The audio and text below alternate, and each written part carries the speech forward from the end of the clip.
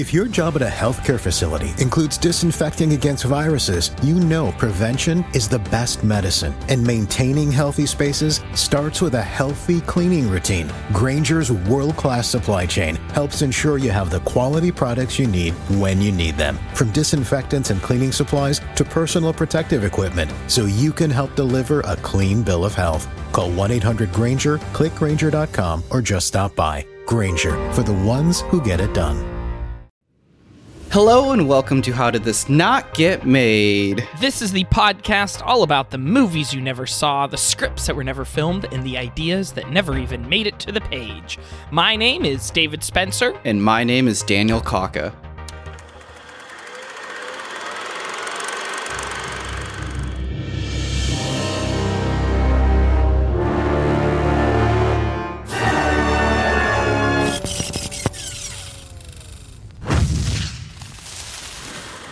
And what are we talking about? So we are talking about a pretty well-known franchise. I don't know if you've heard of this one before.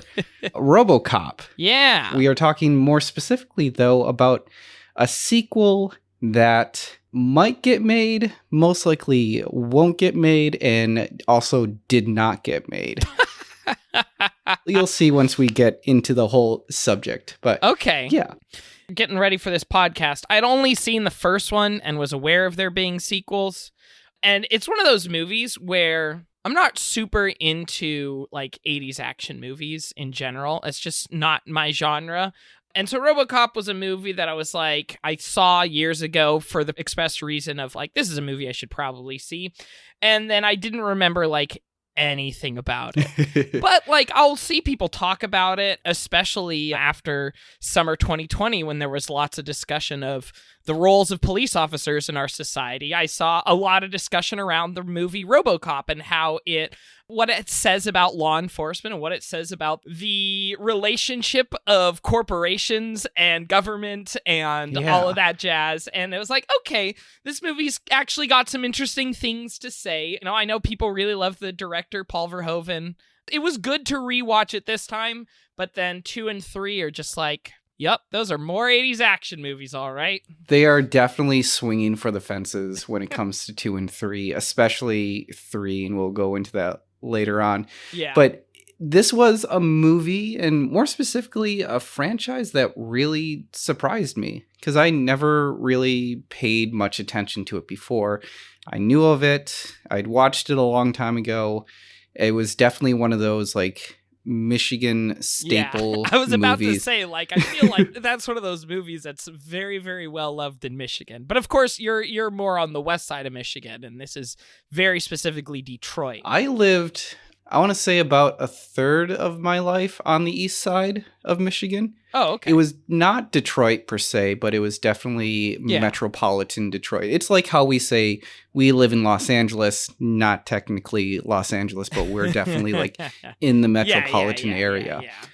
I knew about this movie. I knew that this movie had this legacy of being kind of like this over-the-top action films. And it came out in around the time that in the 80s of like action films, but also action and sci-fi. And you started seeing a mix of that, especially with like Terminator or Judge Dredd or Running Man. Yeah, anything that Arnold Schwarzenegger was in. Mm-hmm. But then you had like these huge action films like Rambo. It feels like this movie just kind of fits into the slot of like all of these action films in the 80s, these over-the-top action films, but somehow has lasted a lot longer than I had imagined it. It's much like Terminator, and looking into this, I didn't realize how big this franchise actually was. Paul Verhoeven, I think, really was trying to say something with this movie more than just be a big dumb action movie. And I personally am not as into like Paul Verhoeven's work, but I really respect what he's trying to do. And there's a lot of people who really love the way he goes over the top satire of different things. I mean, Starship Troopers being another famous example. For me, though, it's hard to just get past just the big dumb action. Let's see what this franchise and this movie is all about. So Sure. As a joke, the first thing that I put in my notes is RoboCop is a portmanteau of robot in cop, which is short for copper, which is what police badges were made of. And it was a term that came out of the prohibition used by bootleggers to call policemen. And the word robot derives from a Slavic root, robot or robo, meaning labor. I actually didn't know the origin of the word cop. Oh, really? Yeah, but knowing that it comes from copper now just makes me think of, the machine man of the badge. RoboCop seems like an obvious fit. Yeah. I want to talk about Michael Miner and Edward Neumeier because they're the ones who really developed the script and the feel for this movie. Not even that, but like even the franchise as well. So in 1984, Neumeier was working as a junior executive over at Universal Studios in the hopes of becoming vice president. His job was to read through scripts and pass on potential films to be approved and to watch student films in hopes of finding the next big director. Prior to, though, Neumeier wrote a treatment in 1981 about a robot police officer that would become more human as the story went on. The pitch was rejected many times by studios, and when Blade Runner, a movie about a cop hunting down robots, premiered in 1982, he felt like the elements were too similar to his story, and he decided to scrap that idea. It also didn't help that Terminator came out as well. So it really started to no, other people are doing this, so there's no chance in hell that I'll be able to do When that. did Terminator 2 come out? Because that was, another robot as a cop. 84? But, a little bit different. Yes, 1984 is when Terminator came out. So that'll change. We're going back to 1984. That'll change when Neumeier had watched this 45-minute art film by a UCLA student, Michael Miner. Neumeier invited Miner to his office for a meeting. At the time, Miner was working as a director making music videos, and at the time of the meeting, he was actually working on a robot-themed music video for the band Y&T. The thing that got him really interested is that Miner had brought up this script that he was working on, which he called Super Cop, about a seriously injured officer that becomes a donor for an experimental cybernetic police officer. It was then that Miner and Neumeier decided to combine the two scripts and becoming writing partners, spending nights and weekends completing the first draft. Soon after, Neumeier quit his job at Universal. As the two worked on drafting the script, they sent out copies to friends to get feedback. The script got into the hands of director Jonathan Kaplan, who had done White Line Fever and Heart Like a Wheel, and producer John Davison. That's the big one here, because he was the producer behind Airplane, Piranha, Top Secret, and eventually would go on to do Starship Troopers. They decided to put an offer on the screenplay. What attracted them to the story is actually how funny it was. I'd buy that for $1. In a Starlog magazine interview, Neumeier stated, "We always intended the film to be funny. We were always fighting a battle with people who said, no, this is a robot movie, this can't be funny." Sure enough, it came to the attention of Kaplan, Davidson, and the production company Orion, who agreed to make the film. So they had pitched the idea over to Columbia and Fox, and both of those studios passed. Davidson is the one who actually brought RoboCop over to Orion because Orion was insisting for him to make a robot movie that was called Cherry 2000, and he was not at all happy with the script. So he said, you know what? I got a better robot movie for you, and it's RoboCop. I don't want to do that robot movie. Here's a different one. Yes. With Orion on board, that forced Miner and Neumeier to start working on a second draft. Soon after, Kaplan left to work on other projects, but Davison stayed and encouraged more humor to be put into the script. To help inspire the writers, Davidson would have them watch prints of Road Warrior, Madigan, and Dirty Harry to better understand the tone of the genre. With Kaplan out of the picture, Michael Miner was certain that he was the obvious choice to be the director of this film. Orion wanted a director with experience to tackle a project that estimated around $7 million in its budget, and while they were producing it, ended up doubling that amount. Miner was later given his own opportunity when he was given the green light to write and direct his first major film, Deadly Weapon, which was also through Orion. He has harnessed a deadly power. What you got there? Toy gun? One of the directors that were considered was Alex Cox. He did Repo Man in Sid and Nancy, and George Cosmatos, which to me, this is the obvious choice because he did Rambo First Blood Part 2, Cobra, and Tombstone. Yeah, that does seem like good choices for RoboCop. Yeah. After 6 months of searching, Miner had actually suggested director Paul Verhoeven to direct. Prior to directing, he did The Fourth Man, Soldier of Orange, and Flesh and Blood. We have the same objective, to destroy Germany and all traitors. Soldier of Orange, that got Orion's attention for them to make a movie called Flesh and Blood. It's St. Martin on the wall. Oh, fuck St. Martin. That's blasphemy. That's right. Lord, give me a sign that I'm following you and not a man. So they knew that he could do action, and that's what they were looking for. Later on, he would go on to make Total Recall, Basic Instinct, Showgirls, Starship Troopers, Hollow Man, and a lot more. I know he gets a lot of shit for doing Showgirls, but he has defended it in a way where if you look at what he does with every movie, he kind of takes the ridiculous and cranks it up and makes it extreme. So like with RoboCop, it's over the top action. Yeah, all these are kind of like parodies or farces or whatnot. He's kind of like poking fun at it. And with Showgirls, I think just because of its sexual nature, when it's ramped up like that, it's hard to take it seriously or really to understand the tone of it. And when you understand the tone of that, it's a much more tolerable film, or at least you understand it a bit more. Yeah. I've never seen Showgirls. I know that Verhoeven has fierce defenders. I feel like he's one of the more beloved directors of this kind of era of action genre filmmaking. Yeah. But for Miner to suggest hiring Verhoeven was because he was not from the US. He's a Dutch director. He's a Dutch filmmaker. And he thought that outsiders to the US would have a much better handle of how to deal with violence, where in a way you're not really trying to glorify it as much, but you kind of show it in its true light and its true form. Yeah, that makes a lot of sense. Takes an outside perspective to show how insane America is. Yes. So supposedly when Verhoeven was given the script, he took a look at the title and he said, "Oh, one of these." And he actually threw it over his shoulder and into the trash. His wife, Martine, who is a psychoanalyst, saw the script had been tossed and decided to read it for herself. And she actually thought it was good and convinced Paul to eventually read it. So after reading the script, he agreed to make the movie.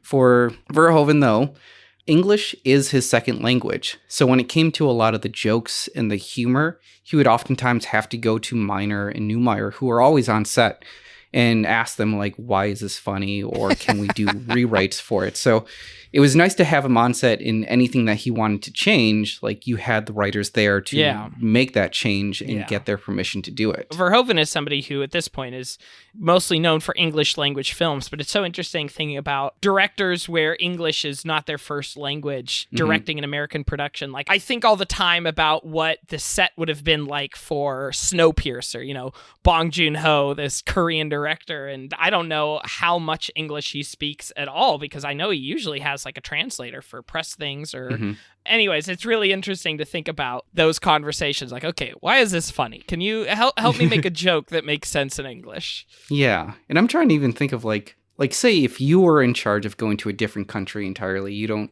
understand the language or barely understand it, and now you have to make a movie for that country. Yeah. How do you approach that? That's such a huge undertaking and responsibility. So like, well, and one of the weird things with Bong Joon-ho, I know this is getting off subject a little bit, but a big theme in some of his earlier movies is how bad the U.S. is. I mean, The Host, if you've ever seen that movie starts with this sea monster that terrorizes the city, is created by American scientists, basically them just dumping toxic waste into the water that's going to end up in South Korea, and it doesn't care because America is just throwing their garbage out to the rest of the world, and the rest of the world has to deal with it. And so it's really funny that he then comes around and does an American movie.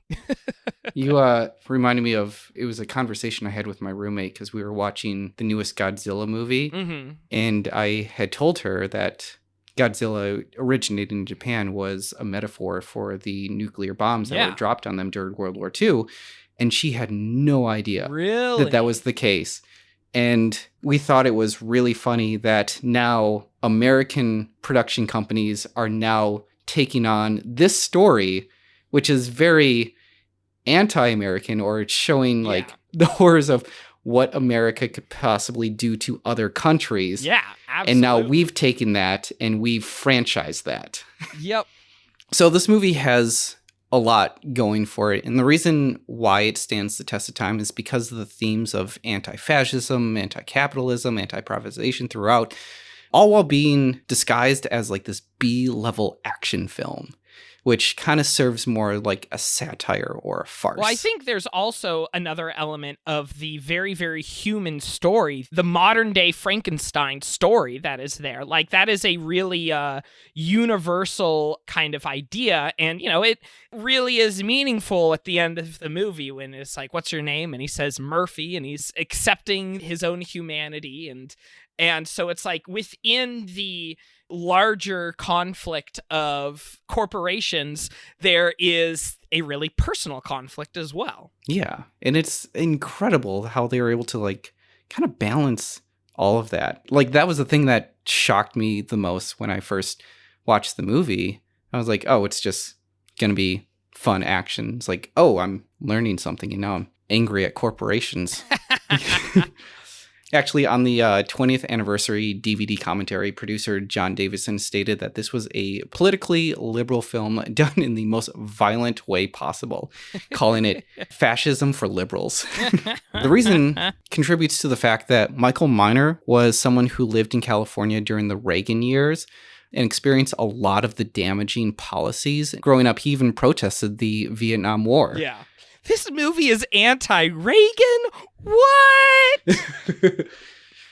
Trickle-down economics. Eventually, it'll work, right? Because it'll get too top-heavy and just fall over. Yeah, that's how it'll work.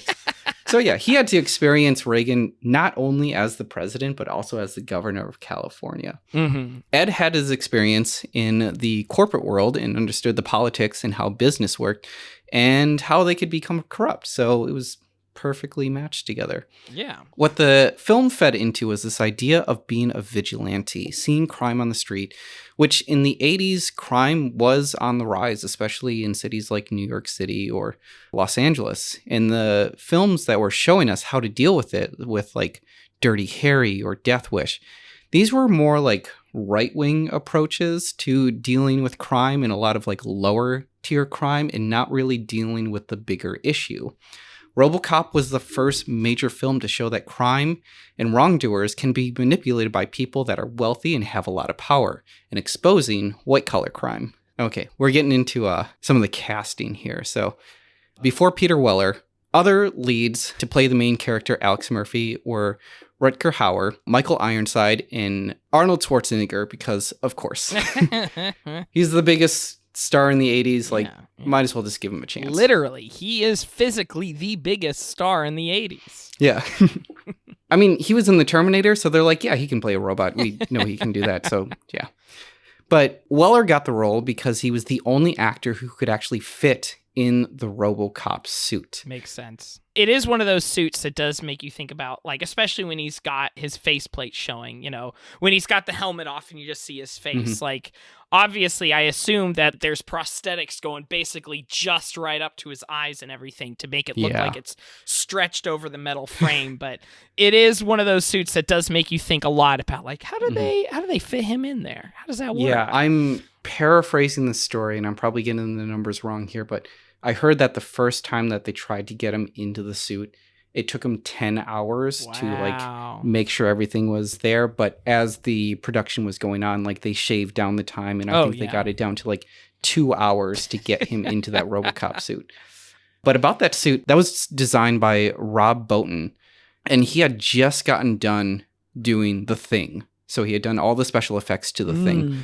He is a major special effects artist. So if you've seen Total Recall, Seven, Fight Club, the Twilight Zone movie, The Fog, Fear and Loathing in Las Vegas, He's done a lot of special effects work. I mean, based off of the melting man guy at the end of RoboCop, I can definitely see how this was done by the same guy who made The Thing. Yeah, he basically turned him into the Toxic Avenger. I heard that when they hit him with the car and you have like that blood splatter spray and all the flesh and melting goo and whatnot, apparently that was leftover food from the crafty table that they had been saving up over the course of production, and they just all put into one pot, and then they all got to... I don't like it. Yep. No. Even though the film is set in Detroit, the majority of the movie was actually filmed in Dallas, Texas, and used the exterior of their city hall for the OCP headquarters. The steel mill scenes were filmed at the Wheeling Pittsburgh Steel's Monessen Works in Monessen, Pennsylvania. So not even close to Detroit at all. And this seems to be a common thing when it comes to this. Not even the movie, this whole franchise seems to be avoiding Detroit entirely. They've seen what the criminal element is like there in RoboCop. Although there has been a petition, I think it started in 2009. I forget who the mayor was, but he said, like, we're working on a new Detroit or something. And everyone saw that as like, oh, we're feeding into like Delta City almost. If you're making a new Detroit, we have the old Detroit, the new Detroit, and there's going to be Delta City. We should definitely make a RoboCop statue. Yep. In Detroit. And there was an actual campaign put together. It was like an Indiegogo that was put together to raise money for this. And I guess the statue is not there, but there has been a 13-foot prototype that's been made. Hopefully that gets made. We'll find out. I firmly believe in removing all statues of actual real life people and replacing them with statues of movie characters. Yeah. Yeah. I mean, Philadelphia has Rocky. Yeah. See, so, Rocky's great. Perfect. Done.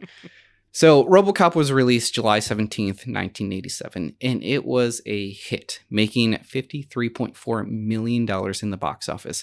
It was number one in the box office and grossed $8 million on its opening weekend.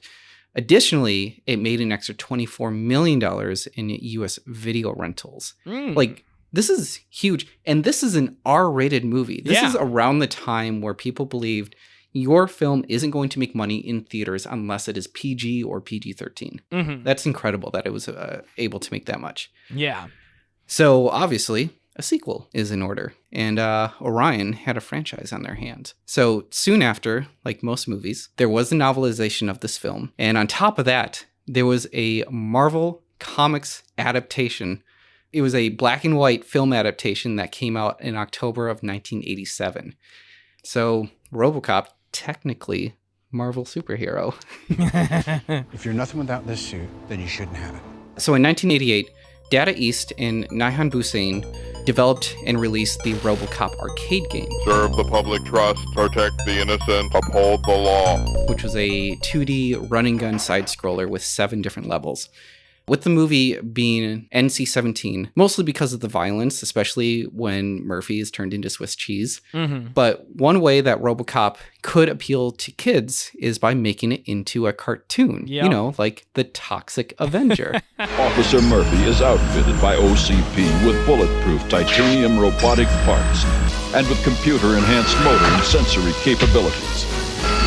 He has become the ultimate super cop. RoboCop. It was actually produced by Marvel Productions, the animated series, and it premiered October 1st, 1988, and ran for 12 episodes as part of the Marvel Action Universe block. RoboCop's image becomes changed from a dark and foreboding look at the dystopian future of policing and hey, it's a fun superhero cop. Yeah. I mean, you could argue the same thing about Toxic Avenger, and it's an anti-bullying movie, and all of a sudden it just turns into this silly, wacky TV show of like, what's the Toxic Avenger going to get into this time? And how is he going to solve the problem with his mop? Yep. Normally when cartoons, they get greenlit for a season, they will typically order 13 episodes. Marvel decided to use that 13th episode to make the X-Men animated series instead. X-Men, it's the day,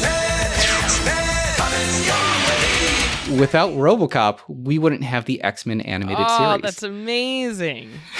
So I need to make a correction here. Hi, this is Editing Dan. In my research, when it said that the 13th episode of RoboCop was supposed to be the first episode of X-Men, the animated series, I did not realize that there were multiple animated series of X-Men. So the one that we have typically seen, probably the one that everyone knows of and is on Disney Plus right now, is the X-Men animated series. That one premiered in 1992. The pilot episode that I'm talking about is actually for a show called X-Men Pryde of the X-Men, which only lasted for one season. This series has a similar series of characters.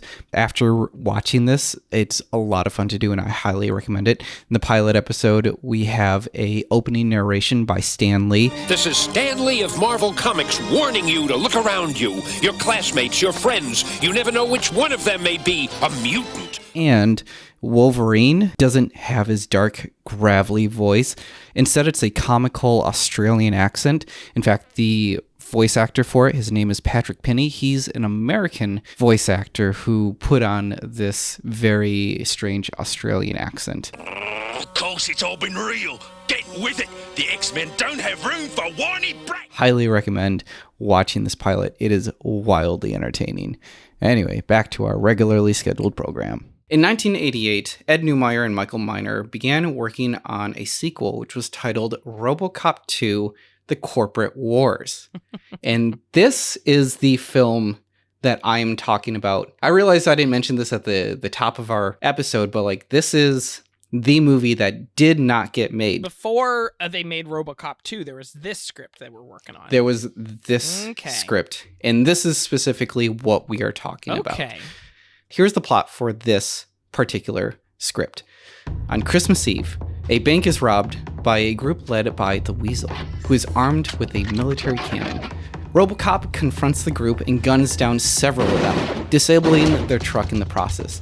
Believing the threat to be eliminated, RoboCop begins to walk away, but the injured Weasel manages to fire the cannon, getting a direct hit on the cyborg, blowing him into pieces.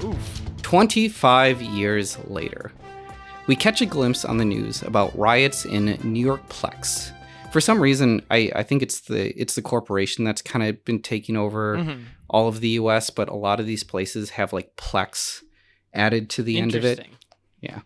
Riots in New York Plex, carried out by the RevSpeak Brigade. The entrepreneur Theodore Flicker is offering to financially bail out the government. The city is a dystopia where cars no longer are driven due to a major gas outage. People travel around by subways called hiss tubes and aerial vehicles called blip cars. Our two main characters, Ed Billings and Mike Montana, Ed and Mike, much like the writers here. And it's from Billings, Montana. Yes. Which writer is from Billings, Montana? Somebody in this crew is from Billings, Montana. I also love how they've got these names for the hiss tube and the whatever, the ping car or whatever it was. Like, and it's just like, you know, people would just come up with a shorter way of saying it. They're probably still just going to call it car. No, he's not. He's from California as well. So somebody's from Billings, Montana. Yeah. Either that or they just really like the town. So yeah, Ed Billings and Mike Montana are exploring the ruins of the former Omni Corporation's products headquarters. There they find the damaged RoboCop and try to determine how much they can earn from him once he gets repaired by Dr. Stanley and his assistant, Miso. I didn't put it in as much. Miso is Chinese in this. He's the assistant to Dr. Stanley. Understand that there was a lot of stereotypes that was put into this character and does not speak English at all. So there was a lot of like problematic stuff with just that by itself. So I decided to leave that out, but just be aware that that's kind of underlying. I mean, I'm curious as well if there is some Dr. Frankenstein and Igor type thing going on there as well. Yeah, kind of, yeah. More like Han Solo and Chewie, where like Dr. Stanley understands everything that Miso's saying, and Miso's only speaking in Chinese, where for the majority of the audience, like, we don't know what he's saying. But they like, do that in Ocean's 11, where Brad Pitt can speak Mandarin and what's his name? Riverdirchi. Yeah. Just getting that out of the way. Billings and Montana meet up with the former entrepreneur Theodore Flicker at, quote, the largest indoor golf course in the world. That's actually what it says on the script. It says interior. It really sounds like we're about to meet some businessmen and some corporations. They do a lot of that. The way that they format the script is really, really interesting. If they're emphasizing a character name, so if they say RoboCop, it'll be like RoboCop goes into the store, but it'll say like RoboCop, and that'll be on its own line. And then underneath it is like, here are your stage directions underneath. And it's really interesting how they do that. Weird. And a lot of it is like coming from Michael Miner, who is a director himself. I imagine he put that into there to kind of like manipulate the director to go in certain directions that he wants him to. I mean, if you think about how movie scripts are written where roughly 1 page of script is supposed to equal about 1 minute of screen time, putting just a character's name as one line and then the next line is the action, it's like expanding that. And it makes me think that he's trying to say, okay, RoboCop comes in, we got to make sure there's a hero shot. There's just going to be like 5 seconds where it's just RoboCop. And then we'll actually see what he's doing. Or like if you have to do a close-up on something, so like his gun per se, they would only make his gun one line and then whatever that gun would shoot someone afterwards. But like it was a really interesting format that I'd never seen before, and I kind of liked it. I kind of enjoyed that. I just want every single scene in the movie is just starts with a freeze frame of a character and then text comes up with their name. Even though it's happened, like, we know who RoboCop is. You've done this 15 times now already, movie. You don't need to pause the movie again and put words on the screen that I'm looking at RoboCop. I want somebody to make a movie like that now. That sounds amazing. That'd be amazing. So the three of them, they're at the largest indoor golf course in the world. They are discussing the merger with Melanoplex and Ameriplex, and they're working on a merger with Rioplex. Sorry. It's crazy how often they put Plex in there, but why? I don't know. Plex? I don't know. No. But they also mention Theodore's health problems, which he denies right on the spot. So like something's a bit fishy about him right off the bat. Meanwhile, Dr. Stanley and Miso successfully reconstruct RoboCop and have gained access to his security system. Robo steps into the real world, and as his first action alive, he takes down a defective killer food service droid working at a Chinese restaurant. Billings and Montana are ecstatic by this success. Sorry. I cannot get over the fact that their names are Billings and Montana. I can't. I'm just sorry. This is just too much for me. They are working together. And honestly, you could just take those two characters and just smash them together. And it's the same thing. It's the same person. There's really no distinguishing difference. It's kind of like how with Batman, they created Robin in order for him to say things out loud without him seeming crazy. And I think that's what's going on between Billings and Montana, is that they are there so that they can discuss their business stuff without having to like have a freeze frame and have text come on the screen explaining what they're thinking. It was revealed that Stanley has been keeping his wife, Helen, alive in a neurobrain containment vessel after she was in an accident. They didn't actually explain what the accident was. It was just like she was just being kept alive that way, and she was not very happy about it. A ping car accident. Yeah. And the next thing we see a group of construction workers working at the Con App grid.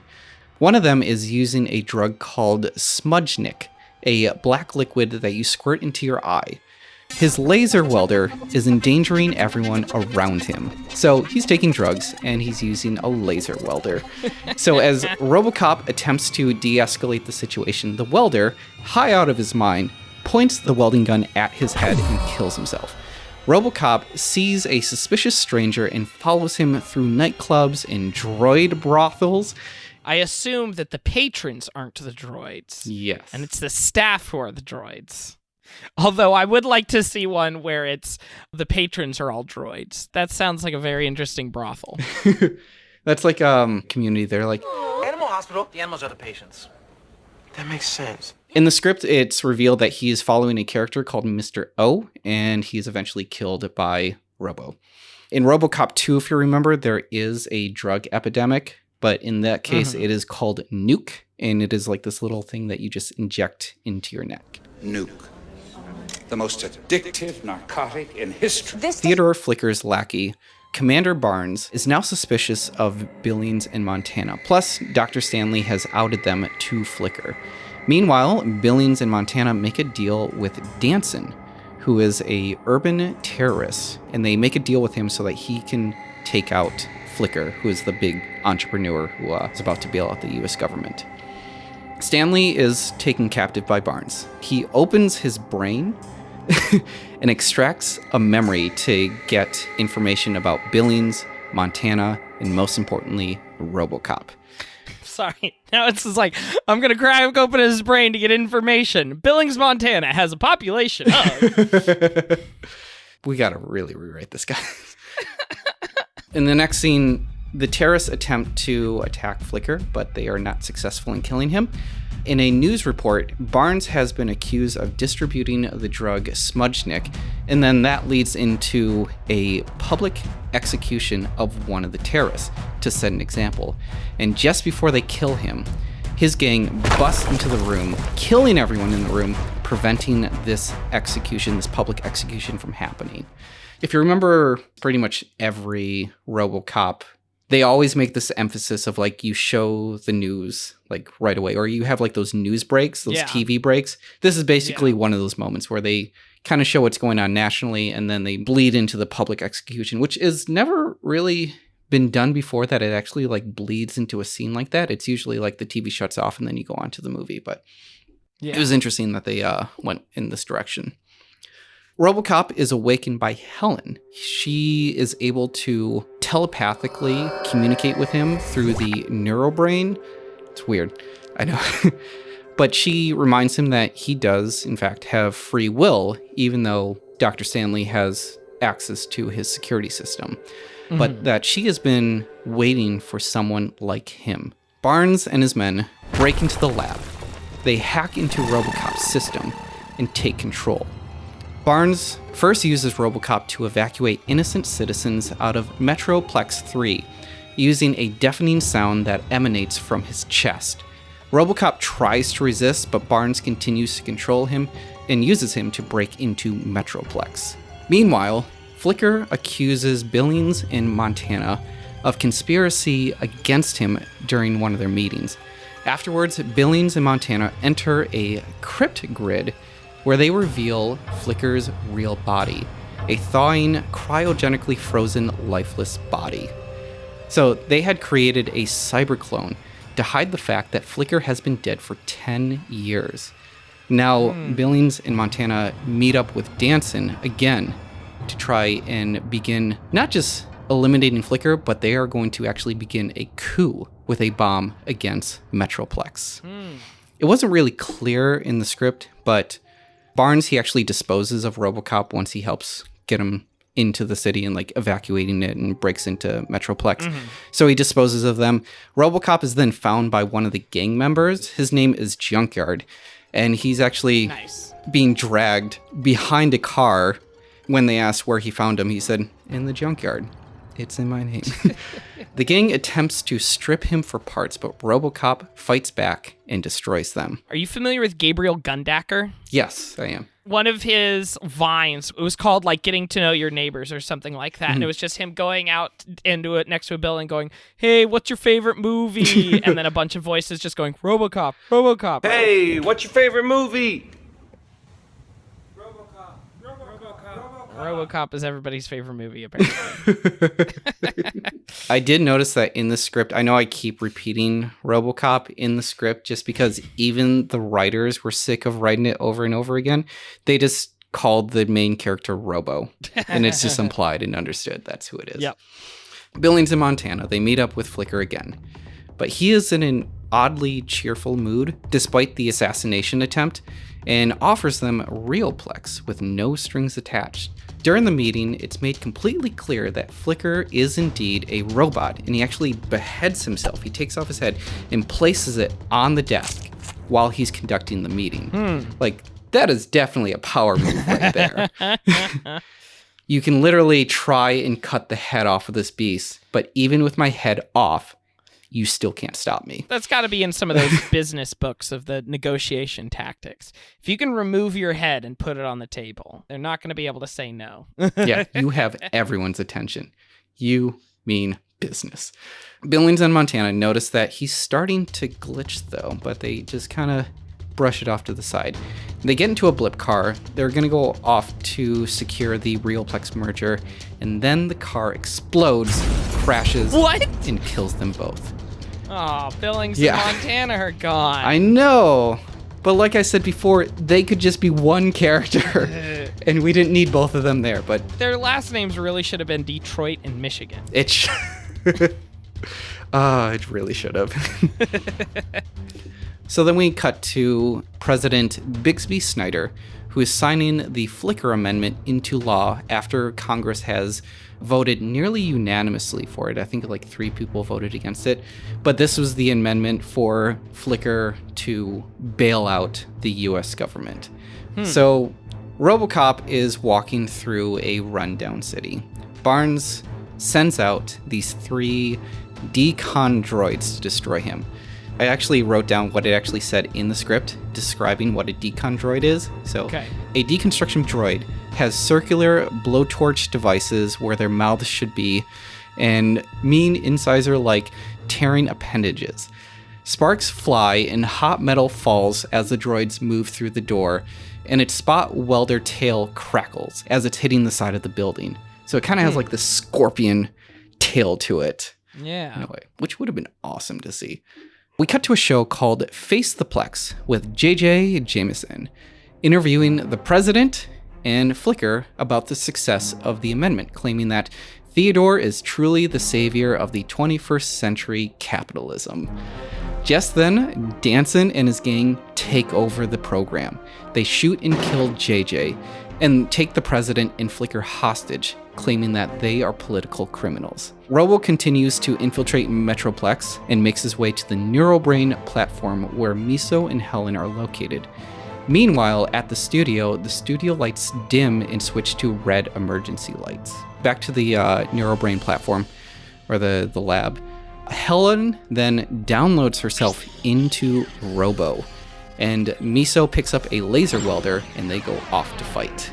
The terrorist that was part of the failed execution, the one that they were actually going to execute, his name was Suicide, and he starts going off and he ends up shooting the president, which pisses off their leader, Danson. And so after Danson starts yelling at him, Suicide ends up shooting Danson as well.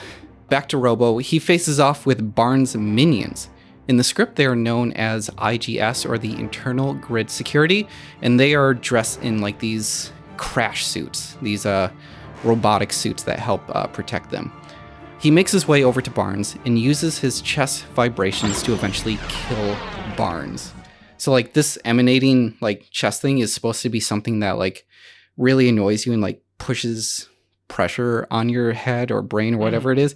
Basically, he like holds him up kind of like a baby, emits this deadly vibration, and Barnes just turns into mush.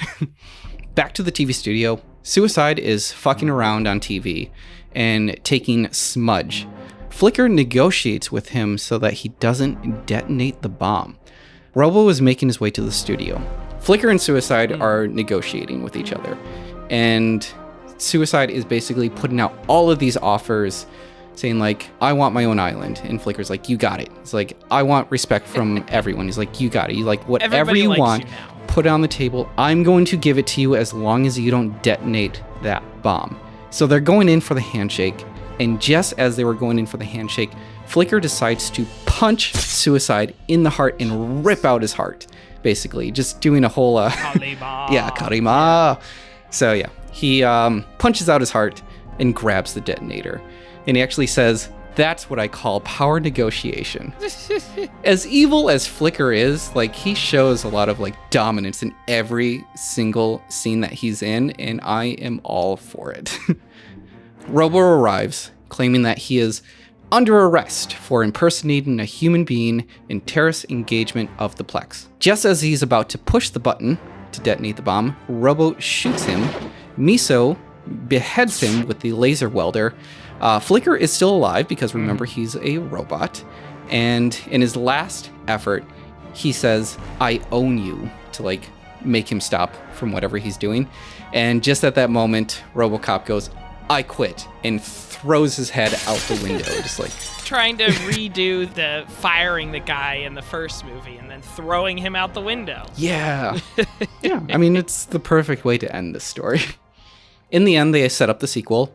Helen is speaking to RoboCop internally, and she says, because they're walking outside, they look up, and she says, "It's been a long time since I've seen the moon." And Robo says, "Would you like to go there?" She goes, "Oh, Robo." Roll credits. I don't know if you notice in the second movie where they make RoboCop like happy-go-lucky RoboCop, he's looking up into the sky and he's like, I think they're paying homage to this. Isn't the moon wonderful tonight? Throughout the movie, there has been this fictional rapper. His name is Moondog. He makes his appearances here and there, but really it all pays off because during the ending credits, Moondog does a rap about RoboCop. He's a dude named Robo. That's right, I said Robo. So obviously this movie never got made. And the reason why is because in 1988, there was a writer's strike, which means that if Michael Miner and Ed Neumeyer were to be hired as established writers for the film, they would have to be paid more for their work. So instead, Orion and producer John Davison, they turned to a comic book artist instead to write the film. Remember who this guy is? Yep. It's Frank Miller. Yep. So Miller impressed the studio and Davidson with his graphic novel, The Dark Knight Returns, and they thought he understood the tone of being a vigilante while being set in a decrepit urban environment. This was Frank's first time writing a script, and after he wrote his first draft, everyone involved with the movie read it and realized that most of it was unfilmable. Orion then hired Wallen Green, who wrote The Wild Bunch, Hill Street Blues, and Solar Babies, to rewrite the script so it actually made sense, so that it would actually be filmable. And then later, Irving Kershner came in and made a few minor changes to the script. Even with so much being changed to the script, Frank Miller actually came to set every day to learn more about the filmmaking process. It's odd because the first time that Frank Miller had put together this script, he actually put together a treatment first. And I actually picked through that treatment and compared it to the actual second film. Here I have the differences between Frank Miller's draft versus the actual film itself. Sure. So the character Kane was actually originally named Billings, Montana. Yes, I wish. His original name was Kong, and he was a lot more brutal than Kane was in the film. Kong, he actually kills the officer Duffy by slicing his neck open and reciting religious scripture and lets the blood pour on him as if it was like a sacrifice of some sort. You said you were just going to scare him. Doesn't he look scared? There seems to be a lot of religious imagery in here. So like Kong saw himself as Jesus. He saw Dr. Flax as like the Virgin Mary, and anyone who opposed Kong, he saw them as like, these are Satan's minions. There's also a scene in there where Kong is praying and one of his men interrupt him, so he decides to shoot him. To mess with Robo even further, in his Robo chamber, Dr. Fax, who was originally known as Dr. Love, loops footage and audio of Murphy getting shot from the first movie. She also shows footage of him at a surprise birthday party and his former wife while trying to break him. So if you remember in the movie, like when he's happy-go-lucky, he just ends up electrocuting himself, and like that's it. And that's what breaks him out of that cycle there. But Dr. Fax is trying to egg that on. Something that I thought was interesting is that Dr. Fax was originally supposed to be the main villain. You've gone too far. check your blood pressure. You can get me fired if you want to. You are not bringing illegal drugs into my lab. I will do worse than get you fired. Now leave me alone. And she wanted to get Murphy dead so that she could infuse herself into being a cyborg. And I thought that was an interesting twist to it. There's the character Katso. He's one of the minions that looks like Elvis. He had a much bigger role in the movie. Kong sees Murphy as a violation of God. The construction of Delta City is much more prevalent, and because workers are getting murdered, Robo has to step in and provide security. When Kong is a cyborg, he actually retains all of his knowledge from his former life and truly believes that he is immortal and that now he is Jesus. Oh, wow. There's more emphasis on Lewis working with Murphy to bring out his humanity. In the film, there's about 20 minutes where we don't see Robo at all, but in Miller's script, during that time, he learns through a technician that OCP is planning on assassinating Detroit's mayor. So he has to go out and save him. So that's his motivation behind that. In the final battle scene, we see Kong destroy 2 Ed 209s by blowing up one with a rocket launcher and punching the other one through its head. So yeah, that's the major differences between Frank Miller's and the original one. So when I mentioned before, like, his script was unfilmable, it wasn't that he was making scenes that were impossible to make or impossible to show, but he was making a lot of scenes that were very uncomfortable. So like, when you take the rat cop guy and you slice his neck open and you're like bathing in his blood, it's like, no, we're not going to do that. Thank you. I did find some fun facts about RoboCop. So you may notice that there was a lot of like the stop motion animation. So that was actually done by Phil Tippett, who did the animation for the Star Wars trilogy and was the head of the special effects in Jurassic Park. The guys who put together the stop motion dinosaur commercial. It's back. Big is back because bigger is better. 6000 SUX, an American tradition. That was the Chiodos brothers. They are the same people that make Large Marge in Pee-wee's Big Adventure and the alien Philo in UHF. It's funny because that whole time I was just thinking of the Jurassic Park music video during that entire scene, doing the alien effect in UHF. That makes sense. About the actual second film of RoboCop. The film was released in theaters December 21st, 1992. And it was successful, but not like the first film. It was number 2 in the box office opening weekend, right behind Disney's Dick Tracy, which premiered the week before. It seems disappointing, but you have to consider that RoboCop 2 was rated R and Dick Tracy was rated PG. I don't usually put reviews in here, but I thought this was funny. Roger Ebert reviewed the film and said, "The movie's screenplay is a confusion of half-baked and unfinished ideas." Yeah. I would agree with that.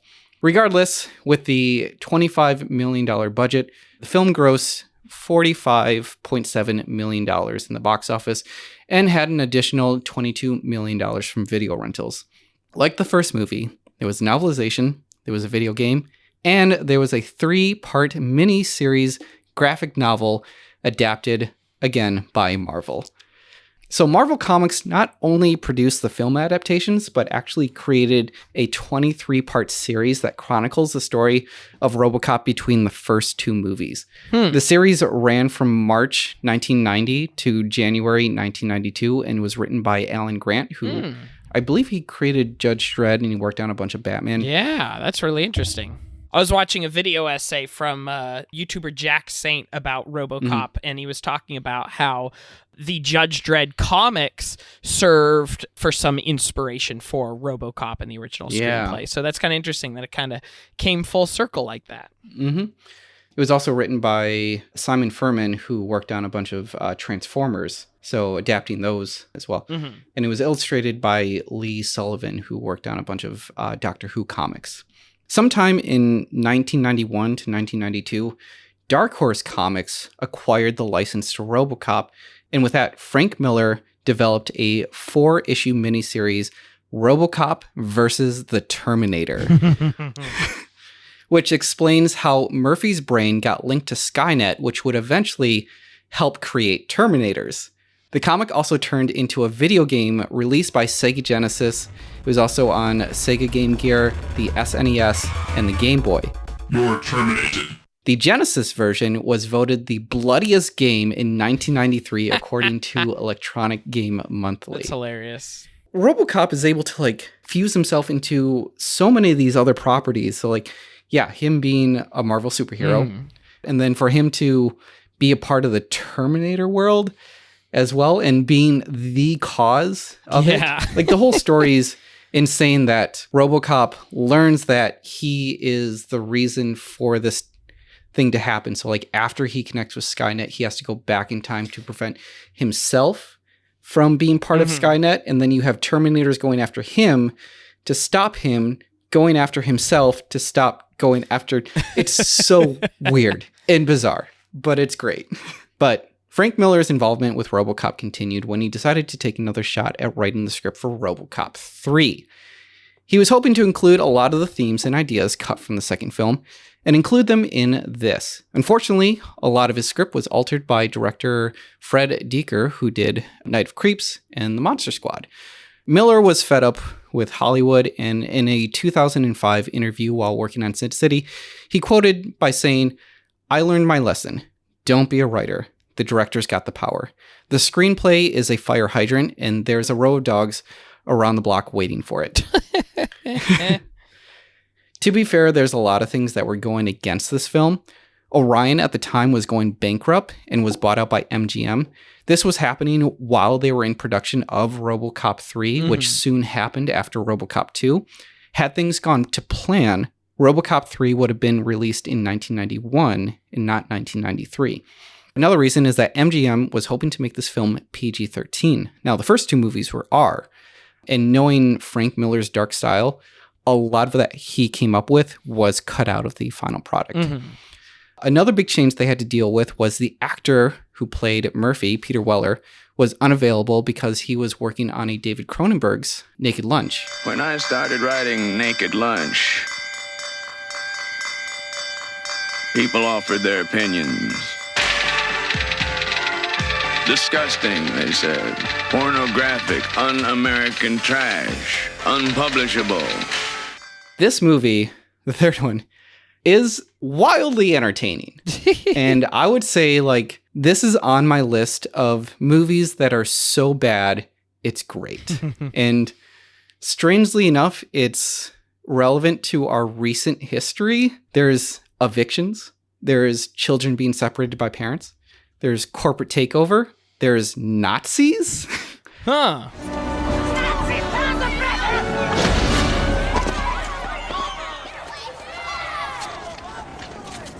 Shoot her if you have to, but get her out of here.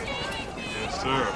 It's so bizarre. Like, I should have watched this film in 2020 and be like, this is the world we live in. We live in RoboCop 3. The film ultimately was a flop, making only $10.6 million in the box office, earning $4.3 in its first weekend. And this possibly put the last screw in RoboCop's coffin. Here's an interesting split in the future of this franchise. Much like Buffy and Avatar: The Last Airbender, RoboCop lives on through comic books and graphic novels. But before Orion went bankrupt, they struck a $500,000 deal with a Canadian production company, Skyvision Entertainment.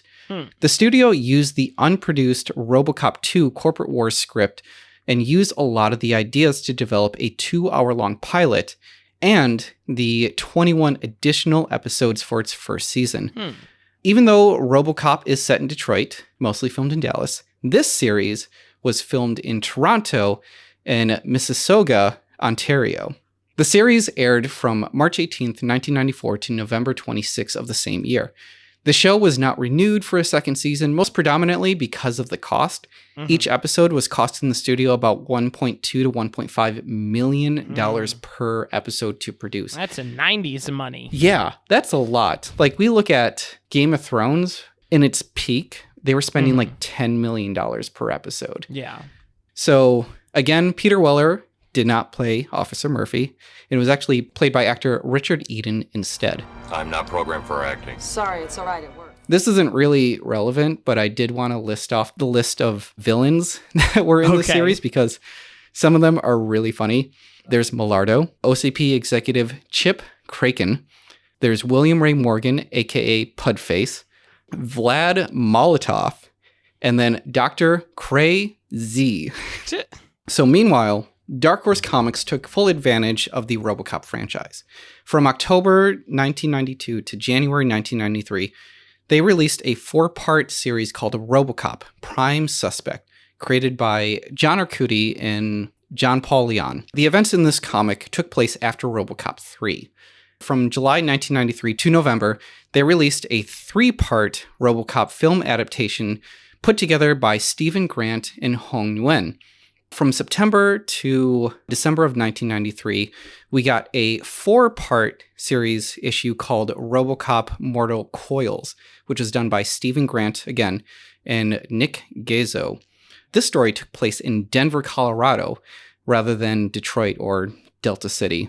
The last series Dark Horse put out was RoboCop Roulette, a 4-part series from December 1993 to March 1994, put together by John Arcudo and Mitch Bird. There was also an unproduced series called RoboCop vs. Predator. You can actually find the artwork for this. It's done by Joshua Bullitt. I think it's under the RoboCop archives.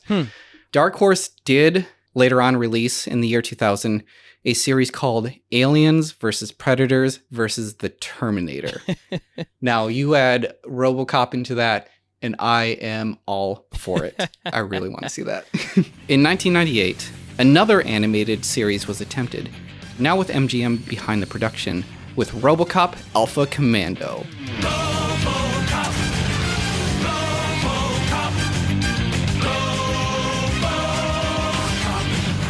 Some of the same writers from the 1988 series were brought on to write for this series.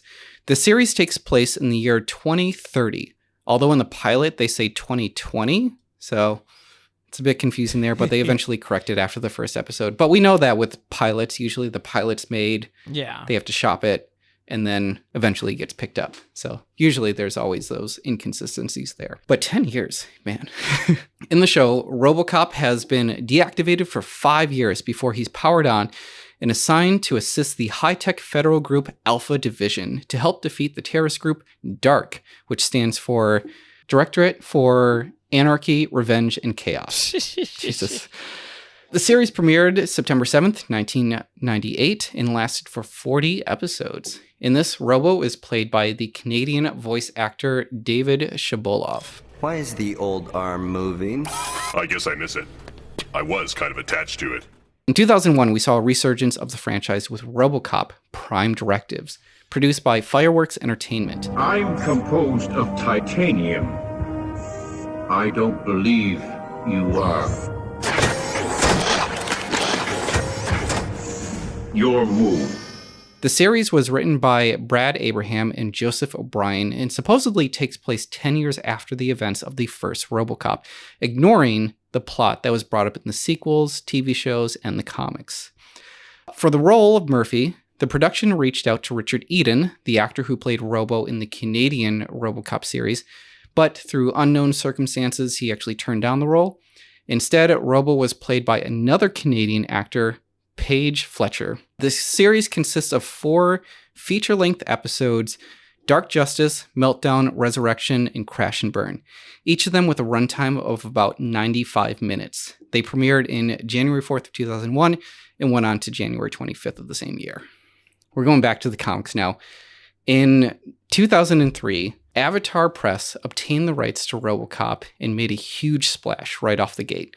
The company's publisher, William Christensen, wanted to bring on Frank Miller to create the RoboCop that he never got to make, the graphic novel adaptation of RoboCop 2 and 3, with full permission to tell the story that Miller wanted to tell, fully uncensored. Unfortunately, because of scheduling, Miller was unable to personally write and produce the comics himself. Instead, that went on to Stephen Grant. You may remember him from Dark Horse Comics. He helped out with a lot of those.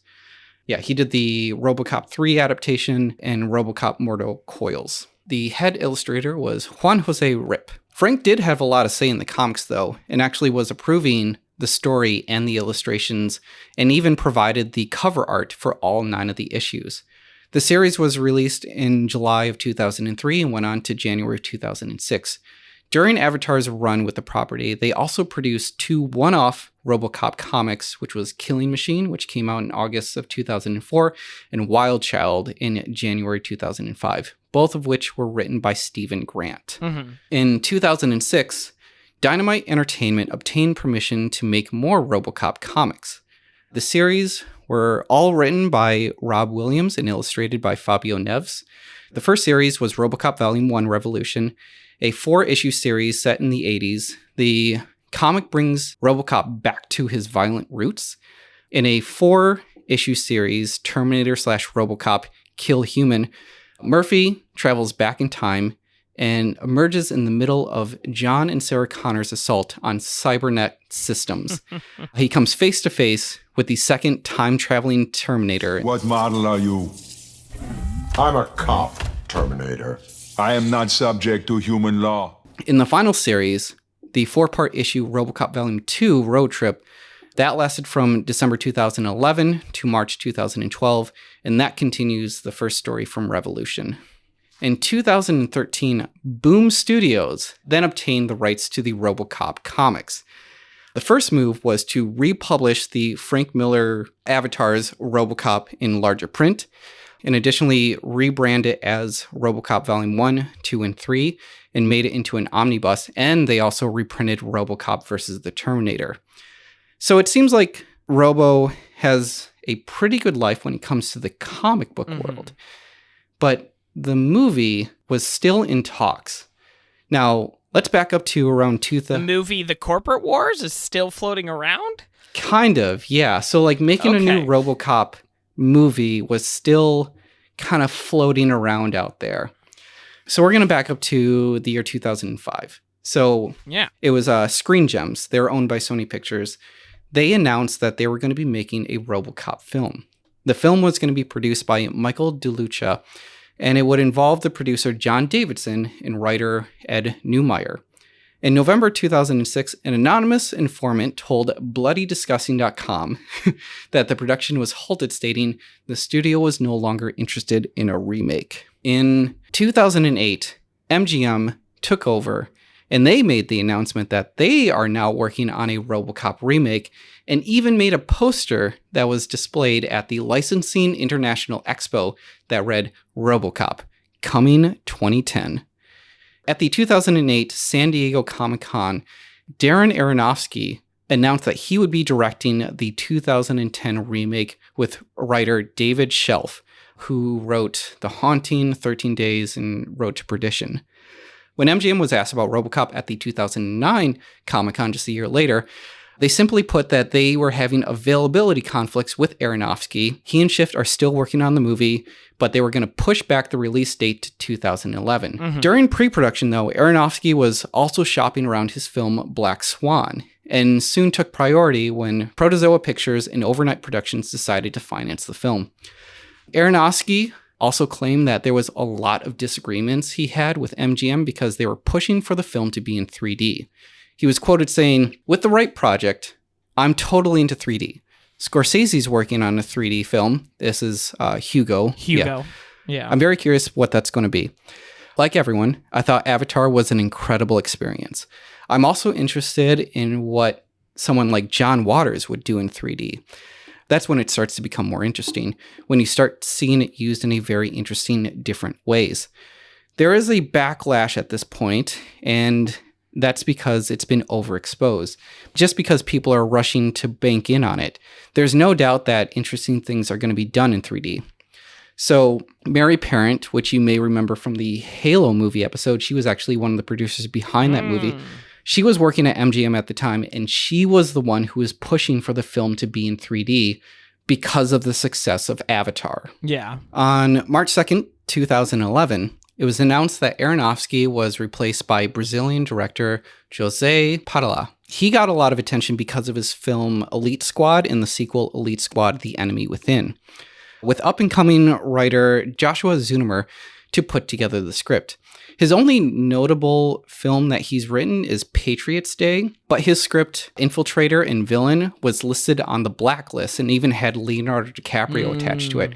He also helped punch up Quantum of Solace. He wrote a draft of the 4th Jason Bourne movie, which eventually got shelved.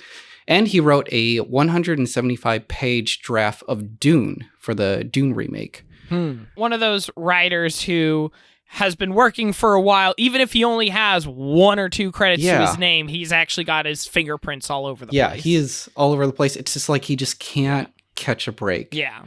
But as for the casting, for the role of Alex Murphy, MGM was looking to get an A-list actor like Tom Cruise, Johnny Depp, or even Keanu Reeves.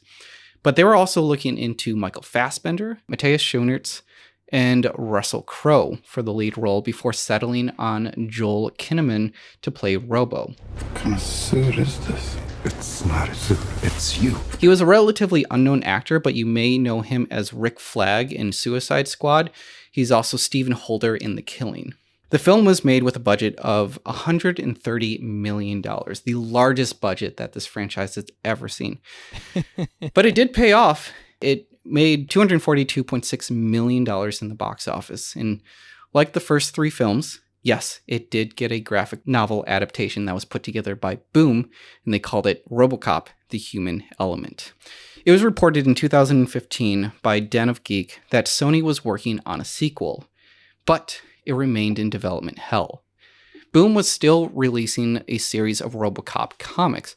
In 2015, there was a 12-issue series, RoboCop Dead or Alive, written by Joshua Williamson and illustrated by Carlos Mango and Dennis Culver. The series takes place after the first 1987 film. In January 2018, Boom published a 5-issue series, RoboCop Citizen's Arrest. This story takes place 30 years after the first film in the future.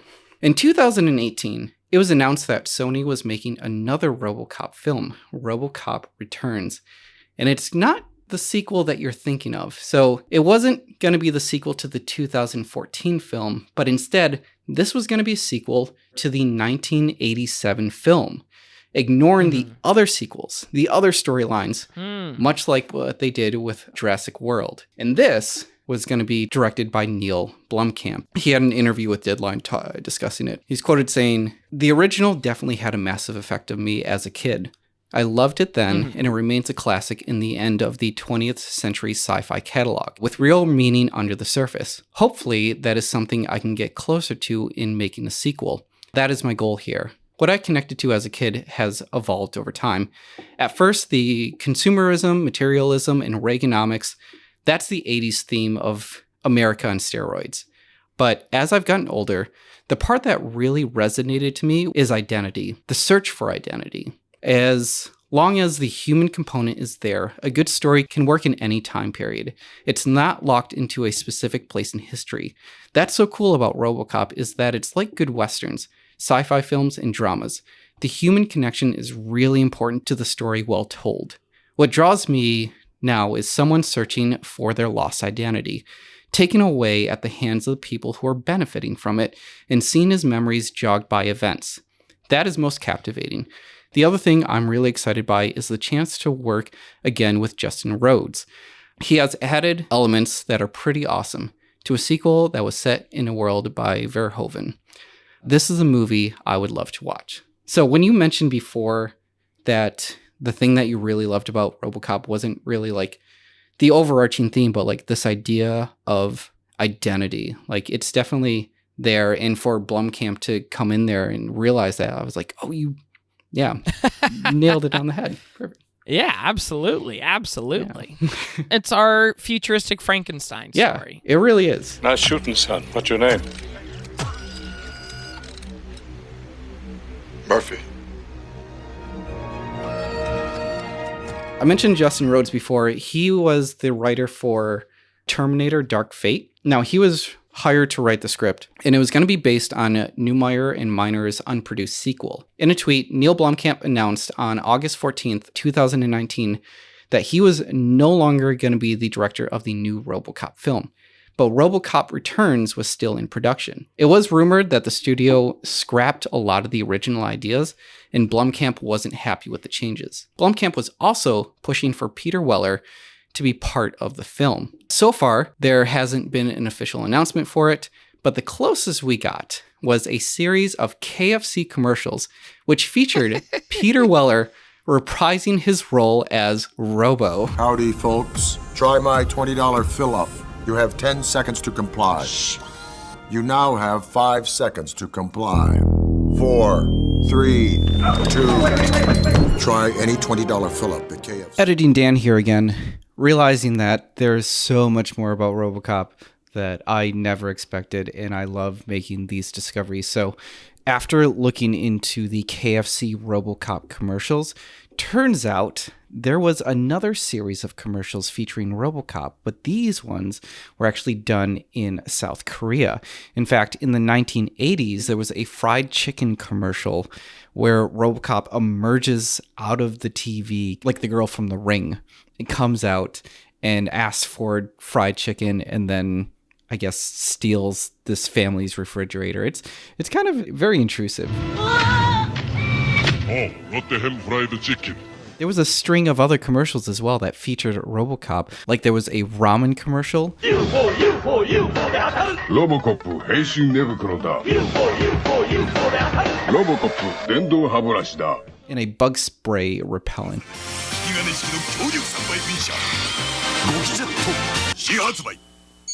If RoboCop being in a KFC commercial is bizarre, these commercials definitely ramp that up for sure, and they are wild to watch. Enjoy! For Blomkamp, he's working on a untitled horror film. Now, RoboCop has also made another video game appearance. He is currently a bonus character in Mortal Kombat 11. Oh. And as part of the other characters that were involved, one character in particular, they have added the Terminator. So you can actually play as the Terminator versus RoboCop. Haven't we done this before? I have no record of a previous encounter. We have met. I am sure of it. Oh, the fight continues, and I love that it's still happening. In November of 2019, MGM announced another director to take over the RoboCop sequel, Abe Forsyth. He directed Down Under and Little Monsters. Did you ever see Little Monsters? Mm-mm. It's pretty great. Are we gonna die, Miss Caroline? No. It's part of the game. The zombies are not real. Like fuck, they're not!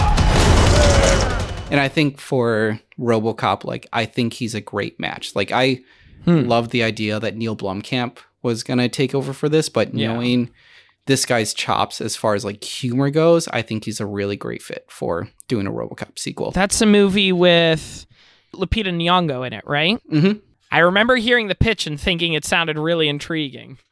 Especially as a teacher who works with kids, it definitely sounded interesting. It's so good. But as far as we know, there has been no further announcements about the production, and I imagine that COVID has definitely halted a lot of those productions. And with recent events, especially with the protests, taking on a narrative about police is just, you have to approach it differently now. You cannot do it like you did 80s, 90s, or early 2000s. It has to change. But on the flip side, I feel like it's kind of the perfect time to, do a RoboCop revival, especially going back to the themes of the original. I mean, the original was less anti-police in general and more anti-privatization and militarization of police, which is definitely a major, major factor in what is, wrong with the institution of policing today. But I feel like with the events of 2020, now is the perfect time for a really interesting RoboCop reboot. What would be interesting to add to this, there was a storyline in, I believe, the animated series in the late 90s. I believe they added a second RoboCop, and this was a black RoboCop. And I thought that was an interesting narrative. So, if that's in the ether already, if that's canon, essentially you could introduce that. The fact that you can just, shut down RoboCop and then wake him up years later, it makes perfect sense. Or if you just have like the only character being a black RoboCop, I mean that goes into the bodies of people of color being used by the state as symbols of oppression on other minorities and stuff. There is a lot that you could do with that story. There's so much you could do and make this so relevant to today and disguise it as this over-the-top action film. So it's doing exactly what it did in the 80s. If there is one property about a police officer that could actually have a story in our, post-2020 world, RoboCop, I feel like, is the one to do it. Yeah. When you establish those rules that RoboCop has. Serve the public trust, protect the innocent, uphold the law. And then realizing that the third directive is in conflict with the first two. Yeah. Oh, man, there's so much you can do with this. There's so much that you could... Absolutely. You could really make this into a great movie. There's got to be somebody at Hollywood thinking about this. So, yeah, if a new RoboCop movie is coming out with that in mind, like, I'm actually pretty excited for this movie to come out. Yeah. I did watch the 2014 one. And it didn't have a lot of the self-realization of like trying to identify yourself. They were trying to really emphasize that when you mix emotions with programming, that everything gets fucked up. Dr. Norton, he's getting too emotional. I gotta do something. Alex, calm down. I don't understand what you're trying to go for here. Whereas the original of like trying to discover who you really are and trying to break through this mold of like you have been programmed, but you're also human. And then how do you try and override that? The 2014 one, it's entertaining, but I think it misses a lot of the point. And it definitely hits the same beats as before, but like the CEO, in this case, it's OC, I think is the name of it. It's not OCP anymore, but like the CEO, he orders for the destruction of Alex Murphy. And the thing that brings him down is that Alex Murphy now needs to arrest him and eventually kill him because he put out a hit on RoboCop. Not the fact that he coordinated a bunch of stuff, not the fact that he was fully corrupt. It misses a lot of the stuff that really made the first RoboCop successful and last through all of this and not get forgotten. There is one last thing that I do need to add to this because in an interview with Movie Hole, Ed Neumeyer revealed that he is working on a prequel series with writers Dave Parkin and Rob Gibbs, all about the rise of omni-consumer products, and mostly its CEO Dick Jones. So far, there are no plans to film it, and as we've learned from our Gladiator episode, it's really hard to tell a RoboCop or a Gladiator story if there is no RoboCop or Gladiator. I don't think that'll get made. I think the sequel to the 1987 movie, though, I think that'll be fascinating, especially had they tried to force it out as soon as possible, like right after 2014, and then try to put a sequel out immediately after that. I think it would have missed it just like the first film. Mm-hmm.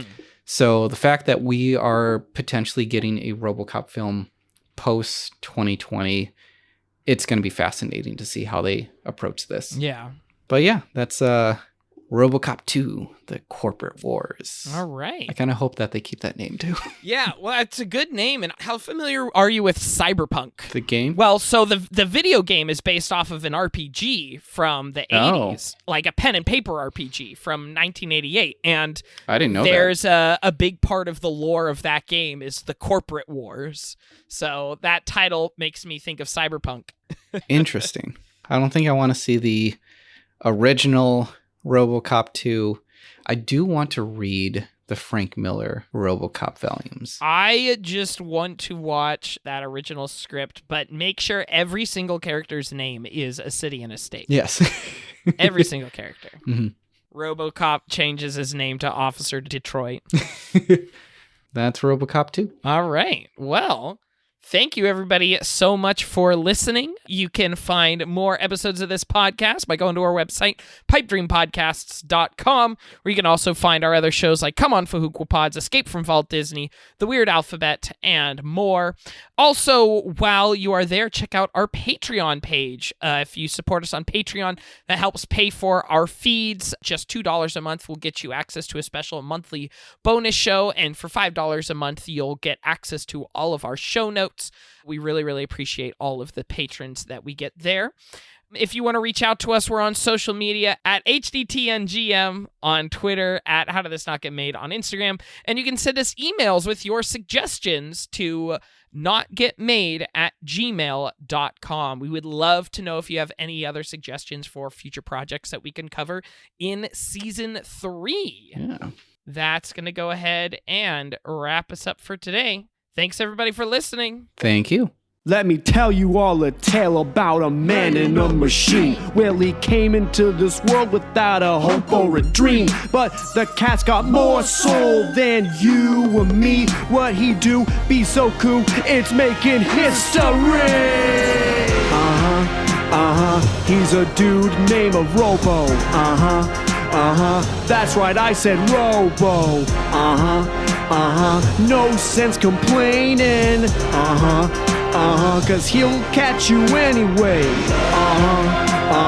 That's a dude named Robo. Say what? RoboCop, RoboCop, RoboCop, RoboCop, RoboCop, RoboCop, RoboCop, Moondog! These are pretty much the worst lyrics I think I've ever had to spit. In fact, it wasn't even spit, it was more like dribble.